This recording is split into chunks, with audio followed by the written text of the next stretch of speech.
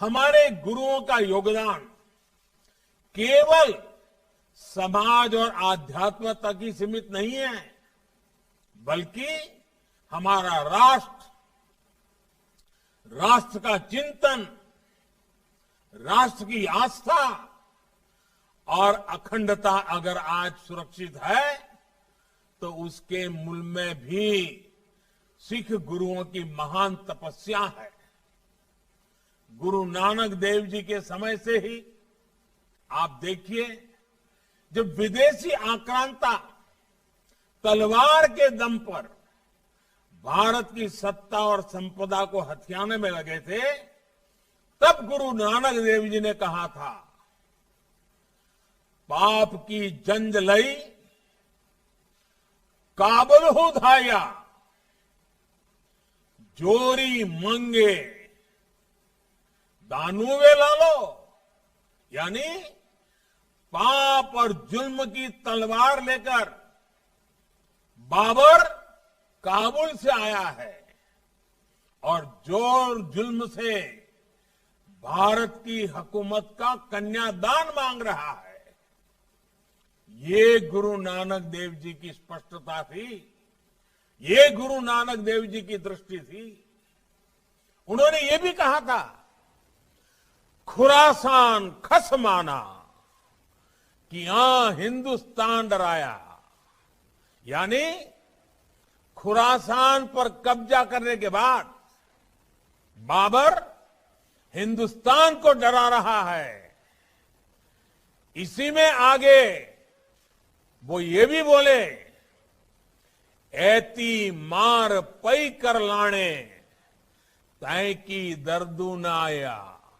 अर्थात उस समय इतना अत्याचार हो रहा था, लोगों में चीख पुकार मची थी, इसलिए गुरु नानक देव जी के बाद आए हमारे सिख गुरुओं ने देश और धर्म के लिए प्राणों की बाजी लगाने में भी संकोच नहीं किया। इस समय देश गुरु तेग बहादुर जी का 400वां प्रकाश उत्सव मना रहा है। उनका पूरा जीवन ही राष्ट्र प्रथम के संकल्प का उदाहरण है। जिस तरह गुरु तेग बहादुर जी मानवता के प्रति अपने विचारों के लिए सदैव अड़िग रहे, वो हमें भारत की आत्मा के दर्शन कराता है। जिस तरह देश ने उन्हें हिंद की चादर की पदवी दी, वो हमें सिख परंपरा के प्रति हर एक भारतवासी के जुड़ाव को दिखाता है। औरंगजेब के खिलाफ गुरु तेग बहादुर का पराक्रम और उनका बलिदान हमें सिखाता है कि आतंक और मजहबी कट्टरता से देश कैसे लड़ता है। इसी तरह दसम गुरु गोविंद सिंह साहब, उनका जीवन भी पग पग पर तप और बलिदान का एक जीता जागता उदाहरण है।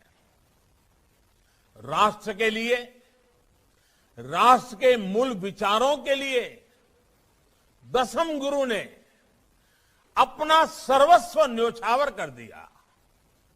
उनके 2 साहिबजादों जोरावर सिंह और फतेह सिंह को आतताइयों ने दीवार में जिंदा चुनवा दिया, लेकिन गुरु गोविंद सिंह जी ने देश की आन बान और शान को झुकने नहीं दिया।